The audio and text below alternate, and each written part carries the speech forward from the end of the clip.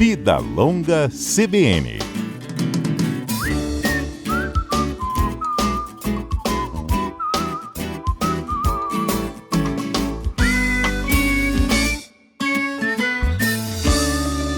Você tem medo de envelhecer? O medo de envelhecer, ele não é novo, sempre foi uma preocupação, isso desde a antiguidade.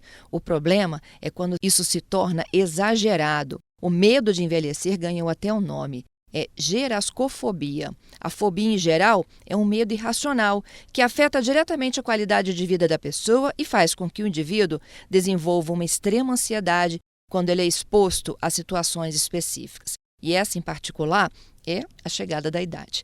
Eu converso sobre este assunto agora com a médica psiquiatra Maria Benedita Reis. Doutora, bom dia. Bom dia, Fernanda. Bom dia, ouvintes. Obrigada pela sua participação aqui no nosso Vida Longa CBN. A gente vai viver mais e isso é uma consequência do envelhecimento, não é mesmo? Pois é o preço do envelhecimento, né? Estamos vivendo mais e vão surgindo problemas, né? Parte da sociedade descarta de alguma maneira, mesmo que sem deixar isso muito claro, o velho, aquilo que não é novo, e inclusive chega a ser relativo o que é velho, o que é novo, mas enfim, vamos lá no papo. Então, esse medo excessivo, porque todo mundo tem medo de envelhecer, porque a gente se aproxima em tese da morte, não, doutora? Sim, e nossa cultura ocidental não é preparada, nós não somos preparados para lidar com a finitude, lidar com a morte. E a morte nos causa medo, mas, além disso, o próprio medo do envelhecimento, medo das nossas capacidades físicas serem reduzidas, são coisas naturais. Medo de depender de terceiros, medo de ficar numa ILPI, que é uma casa, antigamente se falava casa de repouso, medo de não ter alguém que cuide de nós. Não são medos irracionais. A fobia é, como você definiu bem, medos irracionais. Que fogem ao nosso controle, né? Exatamente. E quando é que a gente percebe que a gente desenvolveu um medo em excesso, no caso particular de hoje, em relação ao envelhecimento? Olha, muitas formas, né?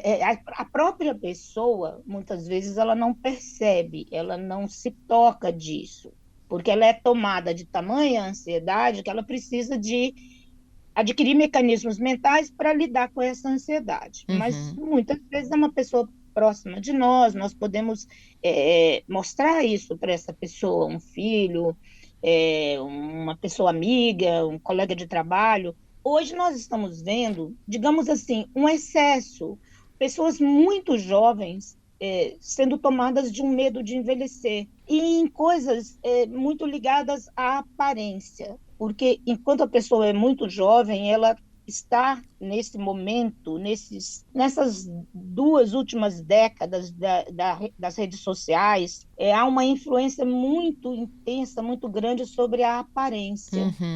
Então, há jovens de 19 anos, 18 anos, 25 anos, ou aplicando toxina botulínica, ou já usando preenchimento com ácidos, ou se propondo a fazer até fios de sustentação com um discurso de prevenção. O próprio corpo também, às vezes o excesso, a forma de exercícios. É saudável fazer exercício, é saudável se achar bem, é saudável se cuidar no seu aspecto, mas a sociedade muitas vezes é cruel e nós, como seres sociais, somos cruéis conosco mesmos. Essa indústria da beleza cada vez mais ganha com isso, né, doutora Maria Benedita? Porque assim como a senhora falou... Da beleza. Isso. Assim como a senhora falou que tem, né, as pessoas que chegam, por exemplo, começam a perceber os seus primeiros sinais de ruguinhas no rosto, já começa a se preocupar, como é que vai ficar dali em diante, o que eu preciso de fazer para amenizar, né, para eu não ter virado já a casa dos INTA, né, dos 30, depois dos 40, depois dos 50, a gente tem gente jovem demais se submetendo a procedimentos como esse. E essa indústria, como ela é muito lucrativa, ela talvez não tenha nem parâmetros para dizer, olha, não está na sua hora ainda. Exatamente. E alguns profissionais inescrupulosos ou mal preparados ou até identificados com essa questão por serem jovens, E também pelo mercado de trabalho agressivo, né, como está, estreitado, acolhem essas pessoas assim de uma maneira, né, agressiva para tomar aquela pessoa como paciente, cliente, enfim, estimulando essa indústria. É saudável a indústria da beleza, mas não de uma maneira adoecedora. E além da questão só da aparência, há um estresse muito grande do próprio mercado de trabalho, nas entrevistas de trabalho, muitas vezes são cruéis com as pessoas que já passaram de 40 anos, afastando essas pessoas de cargos onde a experiência delas com 50 anos seria bastante benéfica, e a troca, fazer um mix, né, de pessoas mais novas, pessoas mais velhas, enfim. É uma coisa a se estudar. Doutora, e também é incompatível, né? Você ter um rosto de 30 para um corpo de 60. Não é? E Pois é. chega até a cair o ridículo Então, é muitas das claro, vezes, né? é uma distorção cognitiva. Eu me ver desejando um corpo, um rosto de 30 anos. Eu, Maria Benedita, que já tenho 60. Uma coisa é um corpo saudável, firme, que possa ser a minha casa, né? A minha casa da minha alma, o meu corpo, que me mantenha saudável, que me permita andar, caminhar, trocar um pneu, cuidar da casa, abrir janela, fechar janela, ter a minha mobilidade, ser dona do meu caminhar. Outra coisa é muitas pessoas quererem ter um corpo de alguém extremamente jovem, ou mesmo depois que já não podem ter esse corpo, querer ter um rosto que não compõe com aquele corpo e que não compõe com aquela pessoa. E isso é tão sofrido para essas pessoas, porque tem tantas coisas boas no amadurecimento. Eu acho que é isso que precisa também ficar. Existe o lado bom da juventude, mas assim, o bom da vida não ficou para trás. O bom da vida é o dia de hoje. Exatamente, doutora. A gente tem, assim, inúmeros exemplos, né? Da indústria de Hollywood, por exemplo, daquelas atrizes famosas, né? Que envelheceram ainda fazendo bons filmes e que estão hoje praticamente irreconhecíveis de tantos tratamentos estéticos e cirúrgicos. E a gente tem casos aqui também, né? Muito próximos da gente no Brasil, pessoas que a gente conhece, que a gente fala assim, meu Deus, já não a reconheço mais, né? Isso. E esse já é um sinal de que você realmente está precisando de um apoio psiquiátrico, um apoio psicológico, mais do que mais um procedimento estético. Isso aí já é um quadro de patológico, né? Assim, a pessoa, ou ela está com as consequências de procedimentos que foram feitos em décadas anteriores e deixaram essas sequelas, porque quando a musculatura, o vigor muscular diminui, e isso é inerente, isso faz parte do viver. Assim como o morrer faz parte do existir. Mas quando o vigor diminui, muitas vezes as cirurgias que foram feitas em épocas passadas, elas mostram algumas complicações. Então, ficam essas, entre aspas, aberrações. E isso traz mais desconforto ainda para essas pessoas.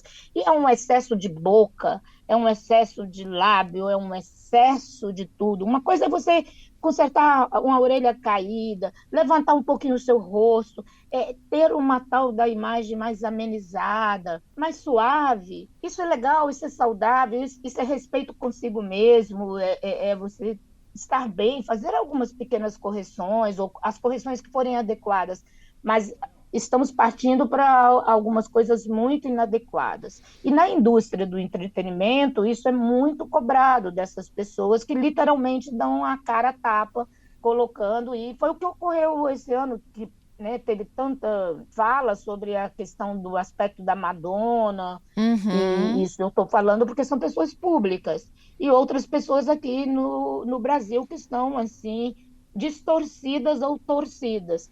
Agora, anos e anos, né, os Oscars, eles vão para os homens mais velhos, na maior parte das vezes, e vão para as atrizes mais novas, na maior parte das vezes. Esse ano nós vimos uma mudança de paradigma com atrizes mais velhas ganhando a premiação. Isso é num momento onde o Brasil também viveu uma questão ligada ao preconceito contra o envelhecimento. Então, assim, as coisas ocorreram juntas, a imprensa pegou esse gancho e isso, esse etarismo. Mas quando a gente está falando, que é o mote da fala de hoje, já está falando de gerascofobia, quer dizer, de gerontologia, de envelhecer. Asco é nojo. Eu tenho asco de tal coisa, asco. E fobia é medo. Então, eu tenho nojo, pavor, né? Eu não quero aceitar essa questão do envelhecimento. E aí a pessoa parte para um sofrimento muito grande, porque ela tenta reverter, ele é irreversível. O nosso aspecto, a gente pode conseguir reverter um pouquinho, durante um tempo, mas a adequação dos nossos corpos, dos nossos rostos e da nossa estilo de vida a um envelhecimento é tão bom, é tão libertador, que as pessoas não têm nem ideia disso quando eu vejo esses jovens tentando fazer prevenção de rugas. É isso, acho que ficou de importante aqui, né, essa lição de que tudo em excesso faz mal e esse desconforto tem tratamento. A gente precisa enxergar o tempo passar na nossa vida com mais leveza, não é mesmo, doutora? Com mais leveza, pensando nos aspectos benéficos e se preparar para o envelhecimento. E se preparar não é fazer só uma poupança, é se preparar, é pensar que é legal você ter horas assim, a menos de trabalho, que você deve fazer exercícios, que é importante ter amigos, ter uma vida social, mas que o trabalhar também é legal, sabe? Assim, para mim, eu me sinto muito realizada trabalhando. Assim, graças a Deus, eu tenho um trabalho que me permite fazer isso, estar parcialmente aposentada e estar trabalhando. Mas eu vejo meus colegas também. Recentemente, um familiar meu foi operado por um cirurgião que está batendo 70 e que opera o dia inteiro. Então, assim, que coisa viva, que coisa linda, aquele homem chegando lá com um monte de médicos jovens do lado dele, e eu sabia que ele ia operar aquele familiar meu. Eu falei, que coisa legal. Me senti em São Paulo novamente. Então, assim, e não é só nessa área nossa, é na de vocês, é em tudo. Quando a gente vai no exterior, a gente vai ver os idosos vendendo cerveja no pub, servindo a gente nos pubs, trabalhando nos supermercados. Então, isso é interessante, desde que esse idoso, entre aspas, tenha seus direitos respeitados, menores horas de trabalho, possa trabalhar naquilo que seja agradável, né? Que não precise trabalhar para num regime absurdamente pesado para aquela pessoa de mais idade. Doutora Maria Benedita Reis, médica psiquiatra, muito obrigada pela sua gentileza, participação conosco aqui no Vida Longa CBN. Eu que agradeço, bom dia e bom final de semana. Bom final de semana para a senhora também.